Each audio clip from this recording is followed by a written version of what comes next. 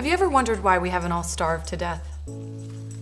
I know it seems like a weird question, but it wasn't all that long ago that most people believed that starvation and overpopulation would kill hundreds of millions, even billions of people before the end of the 20th century.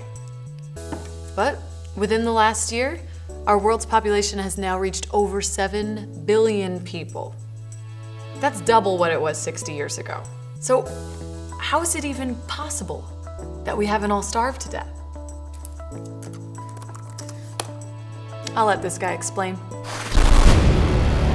The power of population is so superior to the power of the earth to produce subsistence for man that premature death must, in some shape or other, visit the human race.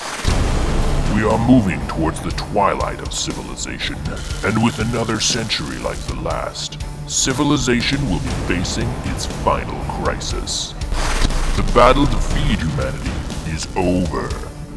In the 1970s, the world will undergo famines. Hundreds of millions of people are going to starve to death, in spite of any crash programs embarked upon now. And these men weren't mental or even naive. They were some of the most highly respected scholars at the time. Paul Ehrlich is a biologist, entomologist, ecologist, and Stanford University professor. In 1968, he published his most famous work, The Population Bomb. In his book, Ehrlich predicted nothing less than the complete collapse of human civilization within 2 decades. He was writing in the late 1960s, so that should have been by the late 1980s. Ehrlich supported the use of taxation to discourage people from having children. So a luxury tax on all child-related items like cribs, diapers, and strollers. Those kinds of things might seem trivial, but Ehrlich also had much more extreme ideas. For example, he wanted to put sterilization agents in public water supplies. He suggested compulsory birth control for everyone and encouraged gender selection so that firstborn children in every family would be male.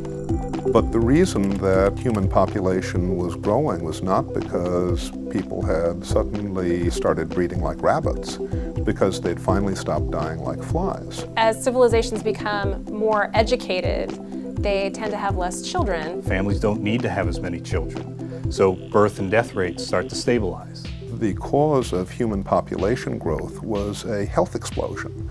Between the beginning of the 20th century and the end, the life expectancy of the human species more than doubled, and all of the increase in human population was due to this improvement in health. Ehrlich even said, if I were a gambler, I'd take even money that England wouldn't even exist in the year 2000.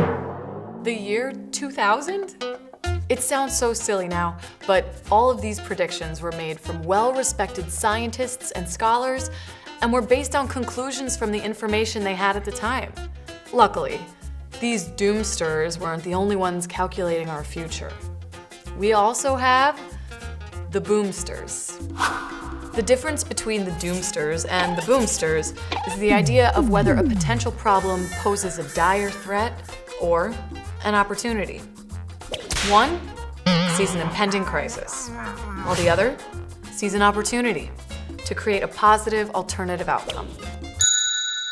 Truth be told, if we consumed the same way we did 60 years ago, we may have run out of resources. But we continue to create solutions to sustain everyone. One of the most important boomsters of our time is Norman Borlaug. This one man is credited with saving 1 billion people from starvation. Borlaug realized that you can't have progress unless the population is fed. So his Green Revolution showed developing countries how to use modern agricultural techniques to increase crop yields.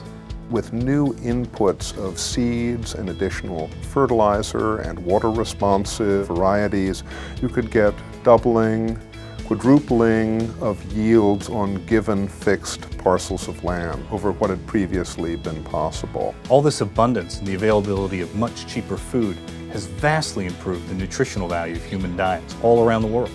I think that Julian Simon said it best, that people aren't just mouths to feed, but they're brains that can think, and hands and legs that can work very hard. And Norman Borlaug is a perfect example of how human ingenuity can make the best use of nature. We've been talking about limited resources, but human ingenuity is really limitless. So people aren't just mouths to feed, we have brains. Some of us have bigger ones than others.